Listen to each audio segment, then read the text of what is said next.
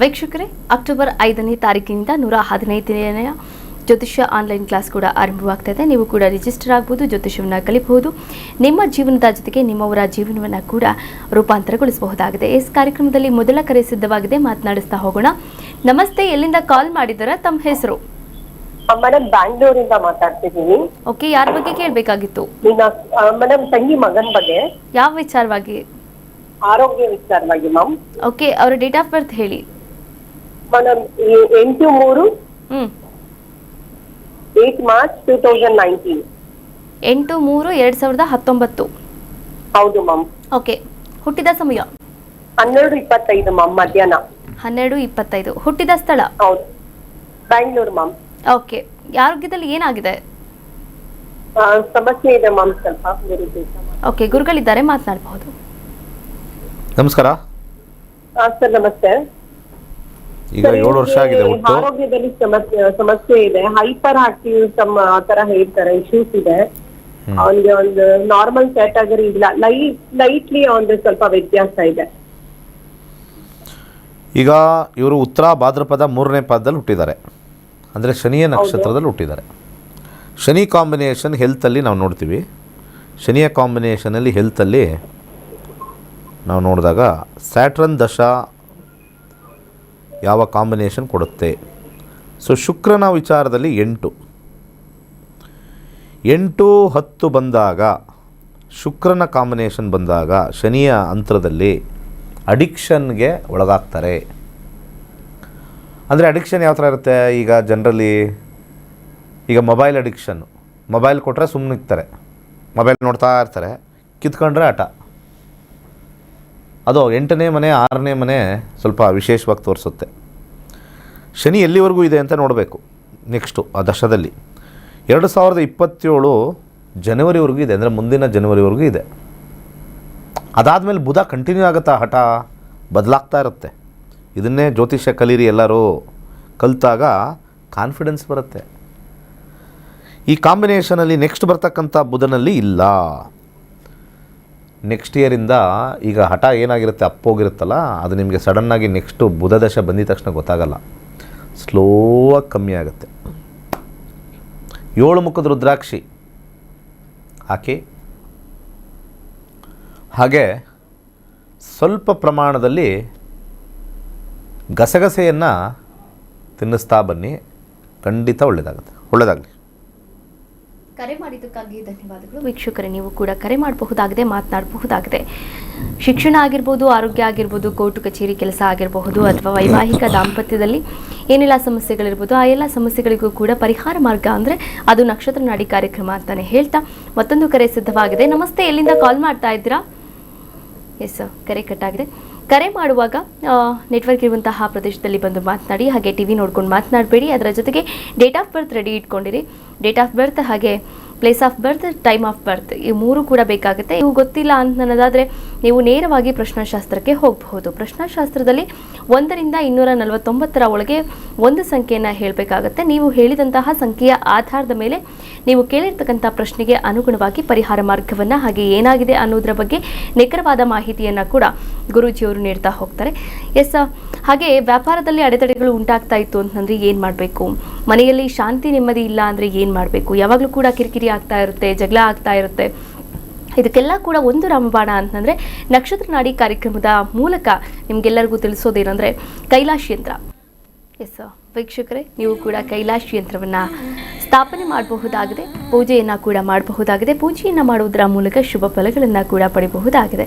S, ಗುರೂಜಿಯವರು ಮದುವೆಗೆ ಸಂಬಂಧಪಟ್ಟಂತೆ ಮಾಹಿತಿಯನ್ನು ನೀಡ್ತಾ ಇದ್ರು. ಎಸ್, ಅದನ್ನು ಕಂಟಿನ್ಯೂ ಮಾಡ್ತಾ ಹೋಗ್ತಾರೆ ಗುರುಗಳೇ. ಶುಕ್ರ ಗ್ರಹ ಭಾಳ ಮುಖ್ಯವಾಗಿ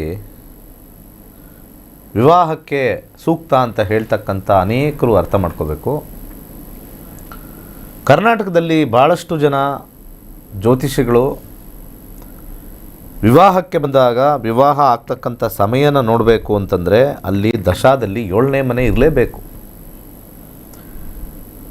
ದಶಾಭುಕ್ತಿ ಅಂತರ್ಭುಕ್ತಿಯಲ್ಲಿ 7 ಸೂಚ್ಯಾಂಕ ಇಲ್ಲ ಅಂದರೆ ವಿವಾಹ ಆಗಲ್ಲ ಅಷ್ಟೇ. ಇದನ್ನು ತಗೊಂಡು ಶುಕ್ರ ಸರಿ ಇಲ್ಲ, ಅದು ಸರಿ ಇಲ್ಲ ಅಂತ ಹೇಳಿ ಕದಳಿ ವಿವಾಹ ಮಾಡ್ತಕ್ಕಂಥದ್ದು ಮೂಢನಂಬಿಕೆ. ಎಲ್ಲದರಲ್ಲೂ ಕೂಡ ಮೂಢನಂಬಿಕೆ, ನಮ್ಮ ಜ್ಯೋತಿಷ್ಯದಲ್ಲೂ ಕೂಡ ಮೂಢನಂಬಿಕೆ ಅತಿ ಹೆಚ್ಚು. ಮದುವೆ ಆಗಿಲ್ವಾ? ಕುಂಭ ವಿವಾಹ, ಮಡಕೆ ತಗೊಂಬನ್ನಿ, ತಾಳಿ ಕಟ್ಬಿಡಿ.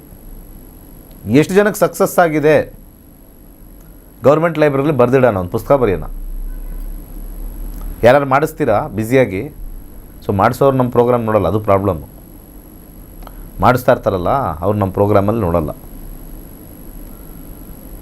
ಇನ್ನು ಮಾಡಿಸೋರು ಮಾತ್ರ ನಮ್ಮ ಪ್ರೋಗ್ರಾಮ್ ನೋಡ್ತಾರೆ. ಇವ್ನಿಗೇನು ಗೊತ್ತು? ಶಾಸ್ತ್ರ ಅಂತಾರೆ. ಶಾಸ್ತ್ರ ಗೊತ್ತಿದೆ ಸ್ವಾಮಿ, ಇಲ್ಲಿ ಕೂತಿರೋಲ್ಲ ನಮ್ಮ ಸ್ಟೂಡೆಂಟ್ಸೇ ನೋಡಿ, ಇವ್ರಿಗೆಲ್ಲ ಶಾಸ್ತ್ರ ಹೇಳ್ಕೊಟ್ಟಿದ್ದೀನಿ. ಶಾಸ್ತ್ರ ಗೊತ್ತಿದೆ, ಬಟ್ ಮೂಢನಂಬಿಕೆ ನಂಗೆ ಗೊತ್ತಿಲ್ಲ. ನಾನು ಇದುವರೆಗೂ ನನ್ನ 30 ವರ್ಷದ ಅನುಭವದಲ್ಲಿ ಯಾರಿಗೂ ಕೂಡ ಕದಲಿ ವಿವಾಹ ಮಾಡ್ಕೊಳ್ಳಿ, ಕುಂಭ ವಿವಾಹ ಮಾಡ್ಕೊಳ್ಳಿ ಅಂಥದ್ದು ಯಾವುದೂ ಕೂಡ ಹೇಳಲಿಲ್ಲ. ವಿವಾಹದಲ್ಲಿ ಮನಸ್ಥಿತಿಯನ್ನು ತೋರಿಸುತ್ತೆ. ಜಾತಕದಲ್ಲಿ, ಗಂಡನ ಜಾತಕದಲ್ಲಿ ಮನಸ್ಥಿತಿ, ಹೆಂಡತಿಯ ಜಾತಕದಲ್ಲಿ ಅಥವಾ ಹುಡುಗಿಯ ಜಾತಕದಲ್ಲಿ ಮನಸ್ಥಿತಿ ತೋರಿಸುತ್ತೆ. ವಿಚ್ಛೇದನಕ್ಕೆ ಕಾರಣವೇ ಮನಸ್ಥಿತಿ.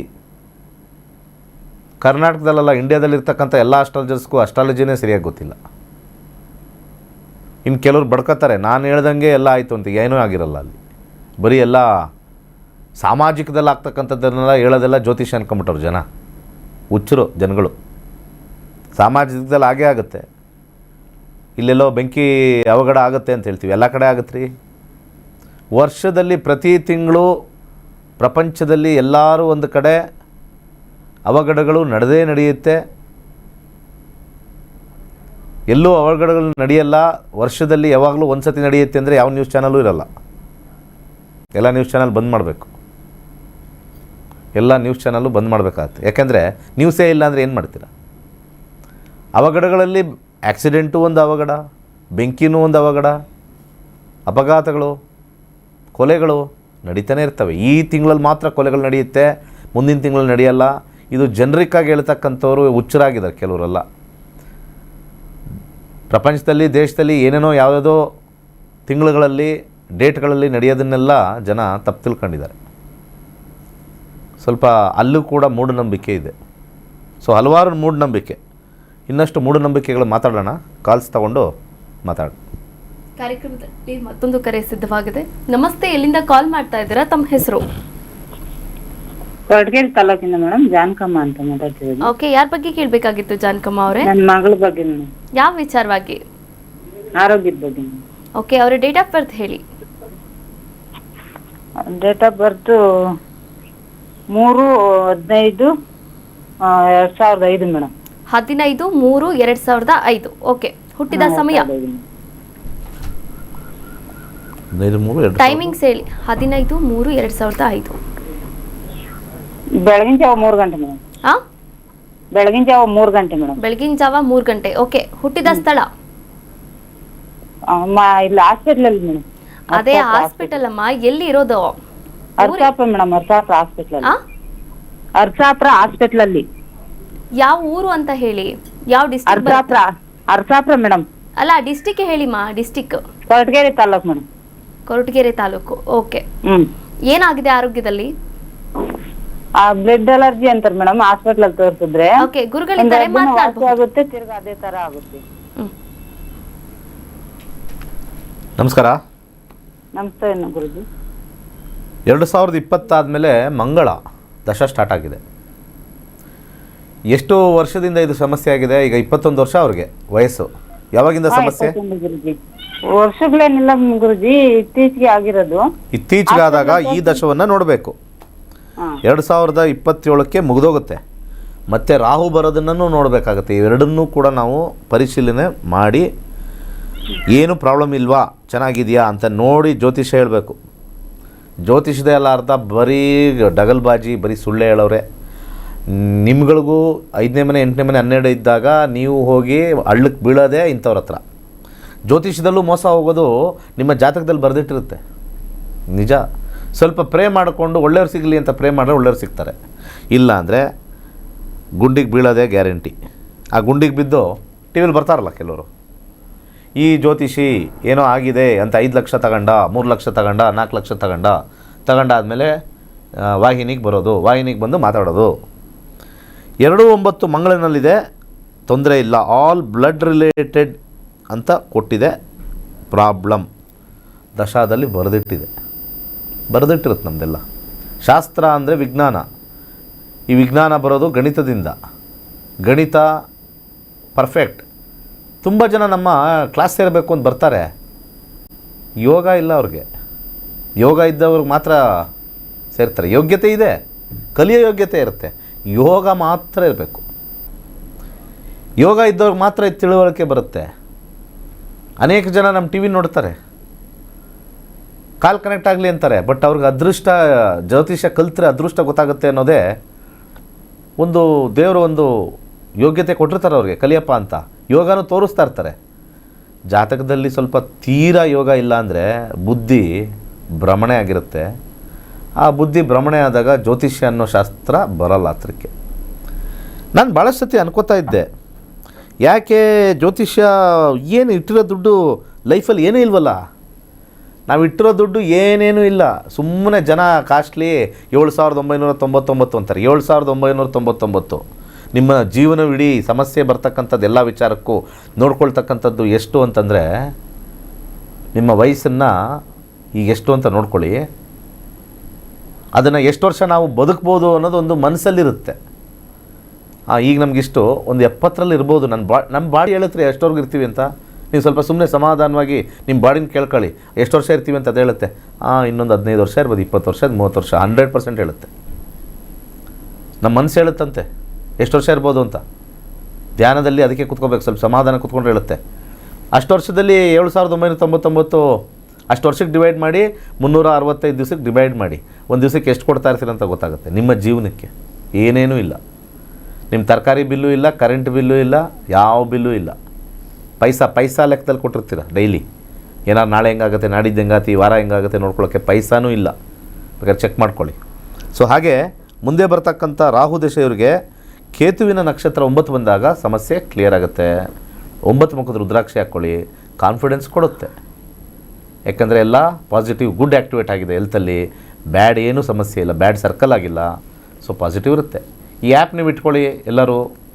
ಈ ಆ್ಯಪಿಂದ ಅದ್ಭುತವಾಗಿರ್ತಕ್ಕಂಥ ಜೀವನ ನೋಡ್ಕೊಳ್ಳಿ. ನಿಮಗೆ ಅದೃಷ್ಟ ಅನ್ನೋದು ಏನಾದ್ರು ಜಗತ್ತಲ್ಲಿ ಇತ್ತಂದರೆ ಅದು ಈ ನಕ್ಷತ್ರ ನಾಡಿ ಮಾತ್ರನೇ. ಅದೃಷ್ಟ ಏನಾದ್ರು ಈ ಜಗತ್ತಲ್ಲಿದೆ, ನನ್ನ ಜೀವನದಲ್ಲಿ ನಾನು ಅದೃಷ್ಟ ನೋಡ್ಕೋಬೇಕು ಅಂತಂದರೆ ನಕ್ಷತ್ರ ನಾಡಿಲಿ ಮಾತ್ರ ಇರೋದು. ಒಳ್ಳೆಯದಾಗಲಿ. ಎಸ್ ವೀಕ್ಷಕರೇ, ನೀವು ಕೂಡ ನೋಡಿದ್ರೆ ನಕ್ಷತ್ರ ನಾಡಿ ಕಾರ್ಯಕ್ರಮದ ಮೂಲಕ ಸಾಕಷ್ಟು ವಿಚಾರಗಳ ಬಗ್ಗೆ ಗುರುಜಿಯವರು ಮಾಹಿತಿಯನ್ನು ನೀಡಿದರು. ಧನ್ಯವಾದಗಳು ಗುರುಗಳೇ. ಸರ್ವೇ ಜನ ಸುಖಿನೋ ಭವಂತು.